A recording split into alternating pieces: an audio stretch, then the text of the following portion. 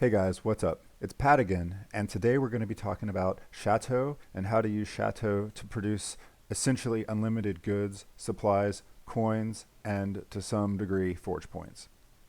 Chateau is one of the most underrated great buildings by newer players because they don't understand the power. And frankly, it's really not that powerful until you have a level 80 arc.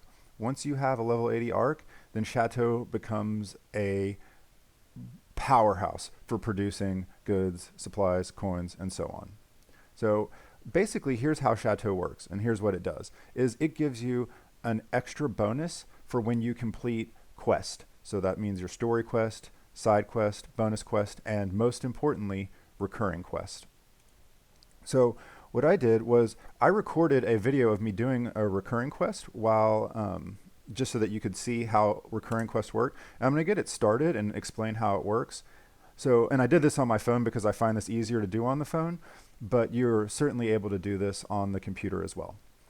Now, what a recurring quest is it's a quest that happens once you've completed all your other quests, and they just cycle through over and over again. And here what you can see is happening is I am working through each of those quests. I'm working through the quest. I spend 200 forge points.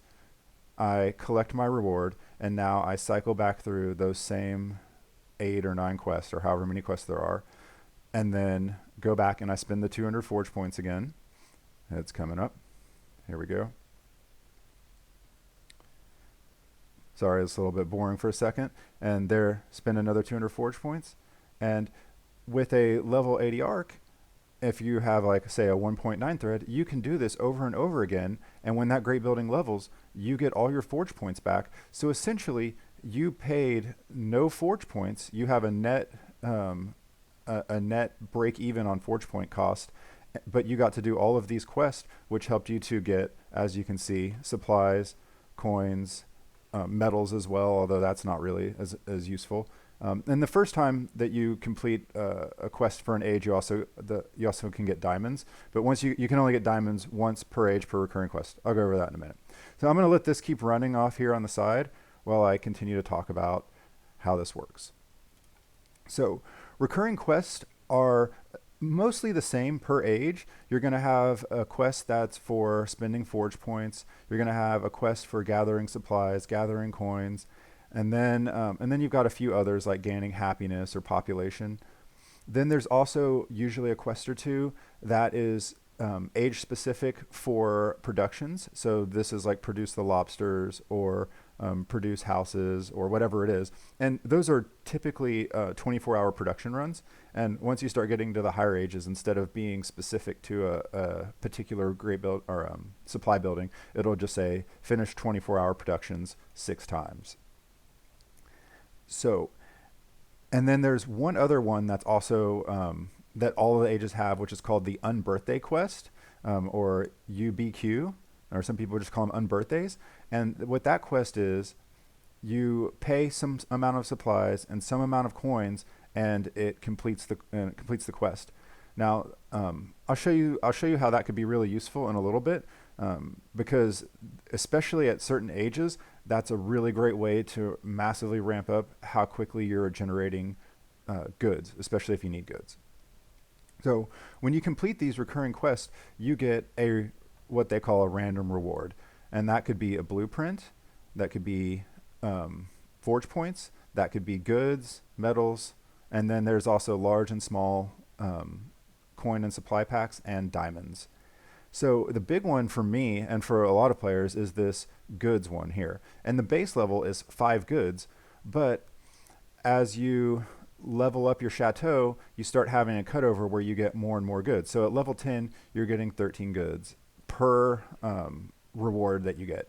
Here at level 14, you get 14. At level 18, you get 15, and so on. So I usually recommend taking Chateau, at least initially, to about 58 or 62, which gets you 25 goods or 26 goods. And you will get goods on average 5 out of 14 times, so a little bit more than 1/3 of the time. Here you can see the probability of which type of reward you're going to get. And again, the first time you get diamonds for that particular quest, and then after that, or that reward, and then after that, you'll get medals every time. And that's a good way to know if you've already gotten diamonds from a particular recurring quest, is if you start getting medals, then that means that you've already gotten diamonds from it. Okay, so as you can see over here, I'm still cycling through these quests over and over, and notice that I just completed that supply quest, which completed my coin quest. So even though I only did the one forge point quest, because I got supplies, that completed my coins, or excuse me, then I got the supplies, which completed my supply quest, and then that gave me coins, which completed my coin quest. So that was 3 quests in a row. And they basically just start chaining up so that you get more and more rewards. And the bigger your chateau gets, the more of a perpetual motion machine it becomes. And in fact, there is a formula that somebody worked out where, in theory, using the unbirthday quest, where you pay the supplies and coins, you can essentially pay for itself with the rewards and do an unlimited number of quests over and over again. And as you can see here, these are the various levels that you would have to take your chateau to in order to be at perpetual motion, so to speak. Now, keep in mind that if what you're doing is you're doing the Forge Point Spin quest, and then every cycle through your, whoa, that thing's in the way. Every cycle through you're doing your unbirthday quest, then essentially that cuts the level that you have to be for perpetual motion in half. So here, say you're in Tomorrow Era, if your chateau was at, say, level, I guess, 90, in theory, if you did Forge Point Spend and then you did Unbirthday quest every time you were going through the circle, you would actually never run out of coins and supplies, and you would be able to just continue over and over doing those. And essentially what that does is it doubles your production.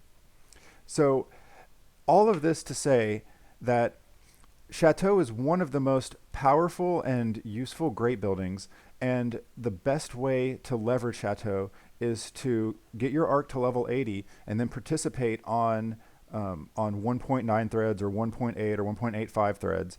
And then as you're going through and you're adding the points to lock that position, you do Unbirthday quests. Now, one word of warning is that if you are adding points to a building that is a highly snipeable building, so say you're adding to a level 50 arc and you're doing first or second place, there's going to be people who are watching for that, and they're going to try to jump past you and swoop you and knock you out of your spot. So you definitely want to be cautious, and you don't necessarily want to take forever to do these recurring quests. It's a lot of it's just going to depend on the player and in the building and the neighborhood and their friends and all of that. I don't recommend doing recurring quests on great buildings where you're not insured if you take a loss. I don't recommend doing it on your neighborhood players, because they don't owe you anything. But typically, especially if you're in a really strong guild that where you have each other's back, that's something that you can do. All right, please leave questions below. I realize that if you're new to this concept of Chateau and recurring quest, this may not make a whole lot of sense. So if I haven't been clear about how it works, leave a comment below. I'll answer your questions. If you found this video useful or helpful at all, please like and subscribe and share, and I will catch you next time. Take care, guys.